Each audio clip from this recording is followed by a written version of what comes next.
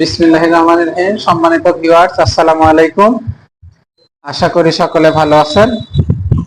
আজকে আমরা আলোচনা করতে যাচ্ছি নবম দশম শ্রেণীর সাধারণ গণিত বইয়ে 11.1 অনুশীলনের 7-এর ক নম্বর অঙ্ক।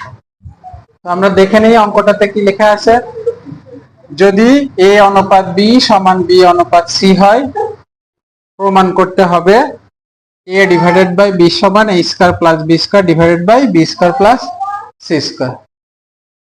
তাহলে আমরা অঙ্কটা শুরু করি। যে দেওয়া আছে a ডিভাইডেড বাই b সমান a অনুপাত b সমান b অনুপাত c।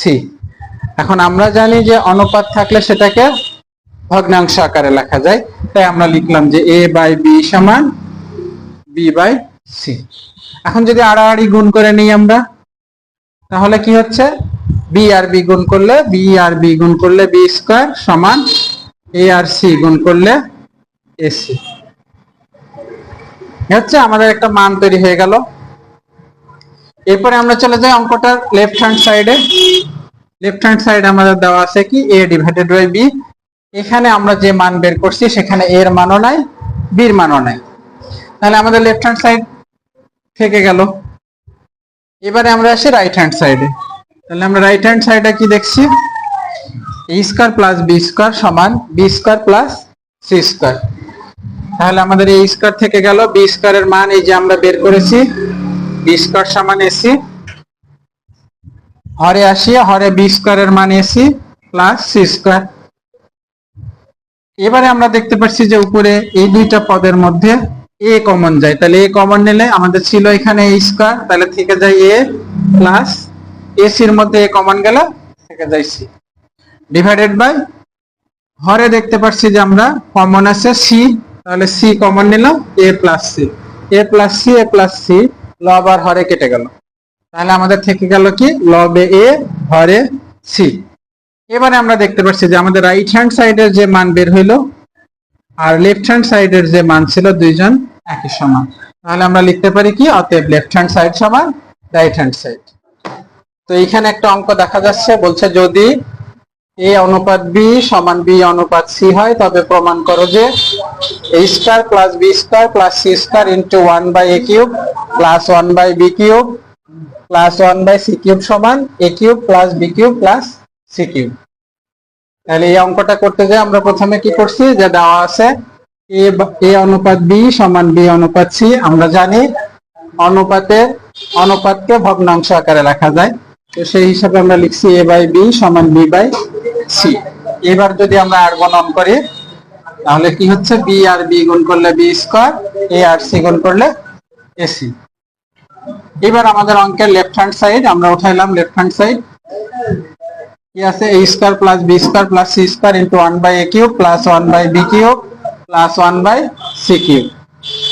গুণের বন্টন বিধি অনুযায়ী আমরা এখানে গুণ করছি a square plus a square b square c square divided by a cube, a square b square c square divided by b cube, a square b square c square divided by c cube. এখন আমরা দেখি যদি কাটাকাটি করি, তাহলে a square K a cube দিয়ে কাটলে এখানে a থাকে, b স্কয়ার কে b কিউব দিয়ে কাটলে b থাকে, c স্কয়ার কে c কিউব দিয়ে কাটলে c থাকে।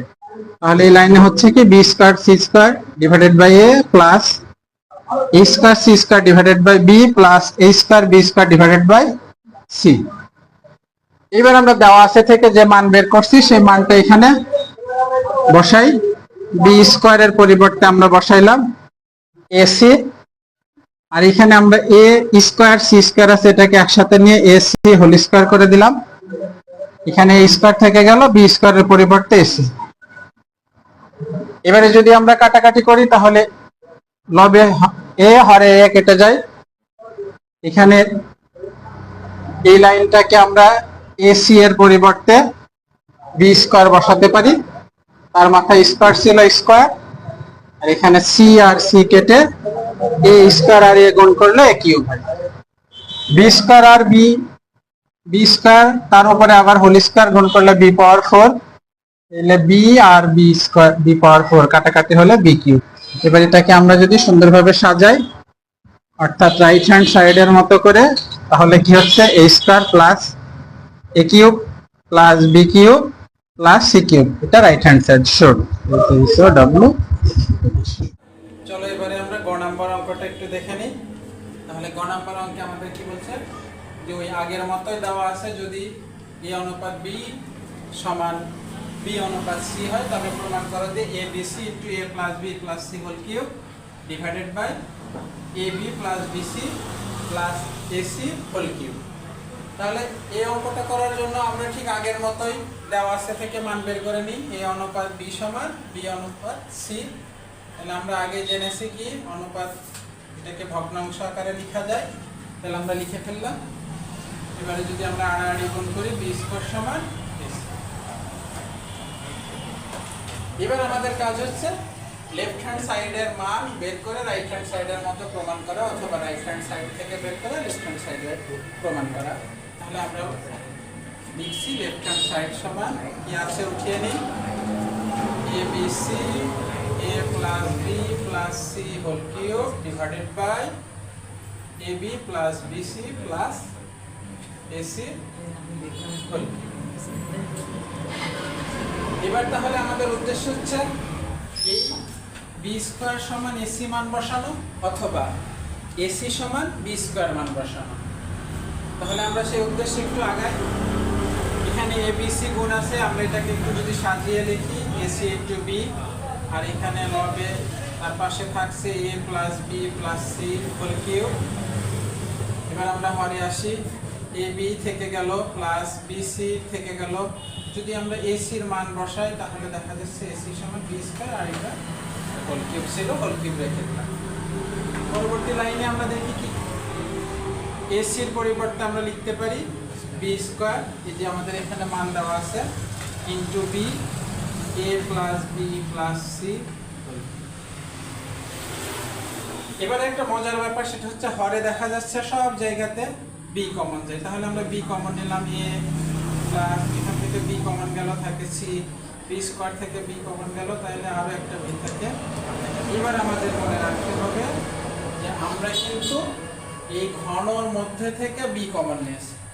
তাহলে ঘনর মধ্যে থেকে বি কমন নেওয়ার কারণে আমাকে এখন এই বির মাথায়ও ঘন লিখতে হবে। তাই আমরা কি করছি, দ্বিতীয় বন্ধনী দিয়ে এটাকে আটকে রেখে ঘন দিয়ে দিচ্ছি। তারপরে লাইনে দেখা যাচ্ছে বি স্কয়ার আর বি যদি আমরা গুণ করি তাহলে সূচকের নিয়ম অনুযায়ী বি কিউব হয়, আর তার পাশে থেকে গেল কি a plus b plus c whole cube.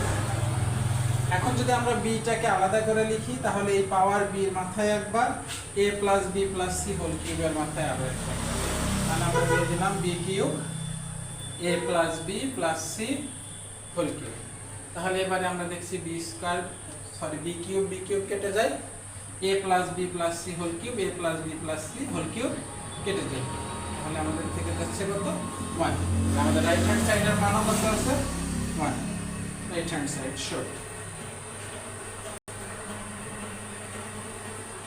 তাহলে এই হচ্ছে আমাদের নবম দশম শ্রেণীর 11.1 অধ্যায় 7-এর ক, খ এবং গ নাম্বার অঙ্ক তিনটা নিয়ে আলোচনা করা হলো।